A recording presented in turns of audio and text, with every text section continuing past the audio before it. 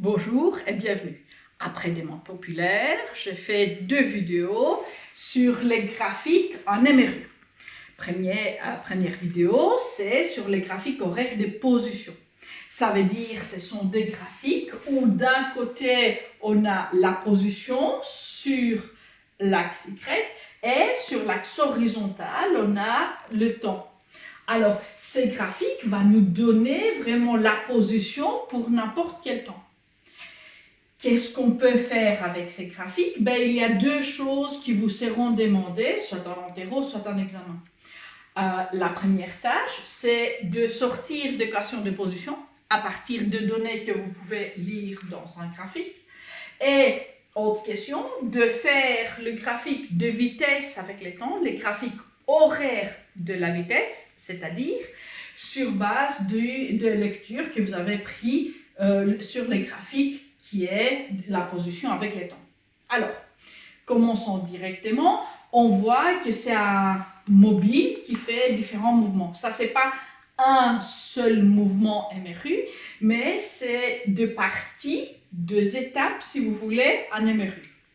On a une étape là qu'on peut appeler A, une autre étape B, et vous voyez, j'ai fait en fait en code couleur, comme ça après, dans le graphique correspondant, vous allez vous retrouver un peu plus facilement. Et un mouvement, une étape C.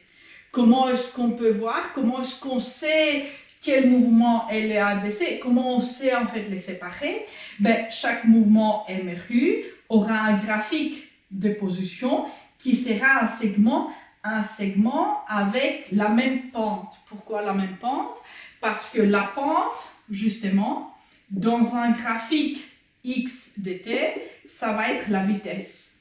Toujours la pente des graphiques, on verra après à MRUV, c'est ce que vous avez ici, en fait sur l'axe Y, divisé par ce que vous avez en fait sur l'axe horizontal. Si on divise la distance par le temps, on a la vitesse. C'est ça l'idée.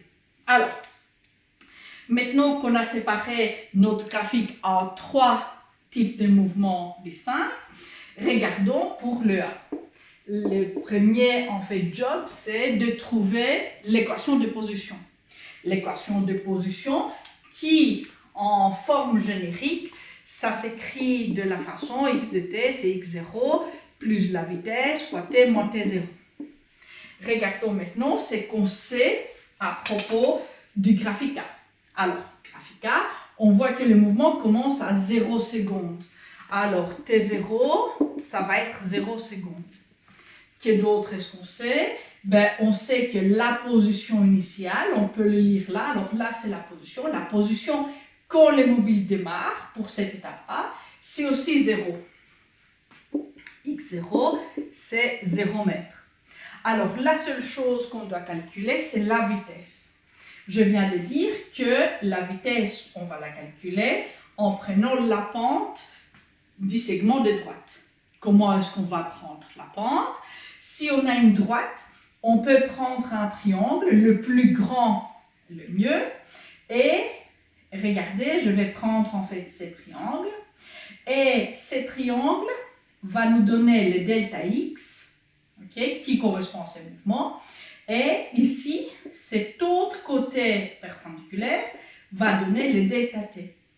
Alors, pour cette étape, c'est qu'on aura un certain déplacement qu'on va lire ici sur l'axe. Alors, notamment pour ces mouvements bleus, la vitesse qui va être delta x sur delta t, ce n'est pas une nouvelle formule, c'est une formule qu'on voit depuis le début de l'année.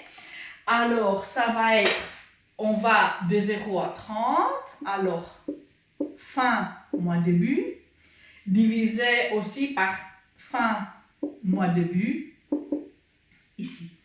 Alors, la vitesse pour ce mouvement, ça va être 10 mètres par seconde. Maintenant, avec toutes ces informations, ce qu'on peut faire, on peut adapter notre équation générique, ça c'est l'équation générique, pour exactement ce type de mouvement. Alors, je vais noter et je mets là le suffixe en fait pour l'étape. Alors, pour l'étape A, la position va être x0 qui va être 0, pas nécessaire de l'écrire, plus V, qu'on vient de calculer, c'est 10 mètres par seconde, fois t moins 0. T moins 0, ça fait t. Alors, l'équation de mouvement pour ces morceaux, cette étape, ces tronçons de trajectoire, finalement, ça va être 10t. Ce que je vais faire, pour nous faire la place pour calculer les autres, je vais seulement noter la vitesse de A, parce qu'après, on va l'utiliser pour faire aussi les graphiques. Alors, la vitesse A, c'est qu'on a calculé, c'est 10 mètres par seconde. Je note pour garder, mais là, je vais effacer parce que vous imaginez qu'on va faire les deux autres. On va accélérer un peu. Alors, on a fait l'étape A, le bleu, je passe à l'étape B. Ce qui est en rouge là. L'équation générique, bien évidemment, ça ne change pas. Ça, c'est pour tous les cas en émeru. Alors, maintenant, on doit trouver ce qu'on avait trouvé la fois passée. Ça veut dire qu'on doit trouver les x0, le t0 et la vitesse. Regardons le t0. L'étape B commence exactement là. C'est quel temps? Le temps, on va voir sur cet axe, l'axe de temps qui va être en secondes. Alors, ce mouvement va commencer à 3 secondes. Le T0, alors pour le mouvement B, ça va être 3 secondes. Le X0, on va prendre exactement le moment où commence le mouvement B. On voit ici et on lit, ça va être 30 mètres. Ce qu'il nous reste à trouver, comme avant, c'était la vitesse V. Alors, la vitesse V, c'est delta x sur delta t. Cette formule ne change pas. Regardons maintenant. On ne peut pas faire tout jusqu'à là, mais on peut faire un triangle ici. On peut faire un triangle sur la partie qui a la même pente. La même pente, ça veut dire la même inclinaison. Le A, c'est comme ça, le B, c'est comme ça. Vous voyez la différence entre les deux. Alors, delta x, on commence à 30, on arrive à 50. Ça veut dire delta x fin moins débit, c'est 50 moins 30. Et puis, regardons dans le temps. Alors, la fin, c'est 4 secondes moins 3 secondes. Alors, 4 moins 3, ça va faire 1. Et pour ces tronçons, on aura une vitesse de 20 mètres par seconde. Ce qui nous aide à écrire de x, b, de t, ça va être 30, ok, plus, ça c'était le x0, la vitesse c'est 20 fois, je dois prendre un autre rouge parce que ça n'écrit plus. Pas grave, j'en ai d'autres aussi. Alors, ok, ça écrit quand même mieux. Fois t moins, quel était le temps initial? 3 secondes. Alors, je repasse un peu, comme ça c'est un peu plus foncé. Alors, l'équation de position pour les tronçons B, c'est ça. Ok? Voilà. Je vais noter la vitesse qu'on a calculée, je vais noter ici, parce qu'on va utiliser, comme on a dit, pour finalement dessiner aussi le graphique de VDT. Alors, la vitesse B, ça va être 20 mètres par seconde. Et on l'écrit. Maintenant, pour le dernier, pour le vert, ok, je prends. Voilà, un autre rouge parce qu'après, on en aura besoin. Pour le vert, on va faire la même chose. Attention, maintenant, vous voyez que ça descend. On a une position qui diminue avec le temps. On va vers l'observateur qui est au 0. Ça veut dire que la vitesse qu'on va calculer sera négative. Si par faute vous calculez quelque chose et c'est en fait une vitesse positive, vous devez vous dire non, non, non. Là, en fait, le mobile va reculer. Alors, comme avant, on va trouver T0. T0, c'est 4 secondes. Oui, on va lire ici. On a X0. X0, c'est la position qui va être les 50 mètres.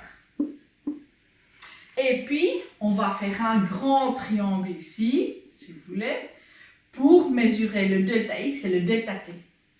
Alors, on écrit V égale delta x sur delta t. Et alors, delta x, vitesse finale, en fait, position finale, quand on arrive là, on est à 0, moins position initiale qui est 50, divisé par 5 moins 4, ça fait 1, évidemment. Ça veut dire qu'on aura une vitesse de moins 50 mètres par seconde. On va l'utiliser, alors on a tout pour écrire notre équation pour les tronçons C, pour l'étape C. Et alors, on aura 50 moins 50 fois t moins 4. Et ça va être l'équation pour la position, l'équation de mouvement, comme on dit, pour les tronçons C. Je note là que la vitesse du tronçon C, on a déjà calculé, moins 50 mètres par seconde. Alors, vous avez vu comment on fait l'équation de position. On a fait quand même 3 exemples. Faisons maintenant un exemple faisons le graphique de la vitesse. Alors, avant de faire le graphique, je vais mettre le titre. Le titre est important parce que ça nous renseigne finalement ce qu'on voit après. Alors, si on veut faire le graphique de vitesse avec le temps, comment est-ce qu'on appelle? On appelle graphique horaire. Pourquoi horaire? Parce que l'heure, évidemment, de vitesse. Vous pouvez ajouter si vous voulez pour un mobile, etc. Mais pas vraiment trop important. Alors, je vais mettre mon axe de vitesse. Je dois prendre un autre noir. J'espère que ça va fonctionner. Alors, ça c'est l'axe de la vitesse en mètres par seconde. Et je vais mettre l'axe de temps tel que je peux mettre 10, 20 et moins 50. Ça veut dire que je dois laisser quand même un peu plus de place vers le bas. Alors, je vais le faire là. Et alors, ça, c'est les temps en secondes. Je vais faire les graduations. Alors, 10, 20. Et vers le bas, moins 10, moins 20, moins 30, moins 40, moins 50. Alors, moins 10, moins 20, moins 30, moins 40, moins 50. Et ici, on a 1 seconde, 2 secondes, 3 secondes, 4 secondes, 5 secondes. OK? Alors, on regarde pour les calculs qu'on a déjà fait. On a déjà fait les calculs pour la vitesse pour tronçon A. Tronçon A, c'est entre 0 et 3 secondes. Quelle était la vitesse? La vitesse était de 10 mètres par seconde. Ça ne change pas, ça veut dire que la vitesse va être un segment qui va être parallèle à l'axe de temps. Ça veut dire avec le temps qui passe, la vitesse ne change pas. D'autant qu'on reste dans le même palier. Alors là, on était pour le palier ou le tronçon, si vous voulez, A. On passe au deuxième. Et le deuxième était de 3 secondes à 4 secondes. Et la vitesse, on a noté là, c'était 20 mètres par seconde. Je vous rappelle que la vitesse, on a pris en prenant la pente du graphique, du segment en fait sur le graphique ici x de t. Alors entre 3 et 4 secondes, c'est qu'on aura un petit palier parallèle à l'axe du temps qui va être entre 3 et 4 secondes et qui va donner évidemment le 20 mètres par seconde qui était notre valeur. Regardons maintenant ici, parce que pour le dernier tronçon, la dernière étape, entre 4 et 5 secondes, la vitesse est de moins 50. Alors on va de moins 50 pour entre 4 et 5. Voilà. Alors le graphique, ça va être une parallèle, si vous voulez, à l'axe du temps et qui donne moins 50 mètres par seconde entre la 4e et la 5e seconde. Alors, avant de vous quitter, je vais vous donner un petit défi pour voir si en fait ça s'est bien compris. Et le défi, ça va être même chose, mais je vais changer en fait un tout petit peu les graphiques pour les valeurs et je vais vous demander de travailler pour me faire exactement comme on a fait dans la vidéo, pour me faire l'équation de la position pour les différentes étapes et le graphique de la vitesse avec le temps, les graphiques horaires de la vitesse avec de la vitesse. Alors, je vais commencer ici. Je vais aller jusqu'à 2 secondes. Je vais aller ici pour 10 mètres. Et puis, ce que je vais faire, je vais avoir, disons, un palier là qui est horizontal. Ça veut dire que je ne change pas la position. Et ça, c'est jusqu'à 3 secondes. Et alors, de là, je vais aller à une position de 50 mètres pour 5 secondes. Alors, je vais aller, voilà, comme ça. J'espère que c'est bien visible sur la vidéo, même si en fait, même ces marqueurs est en fin de vie.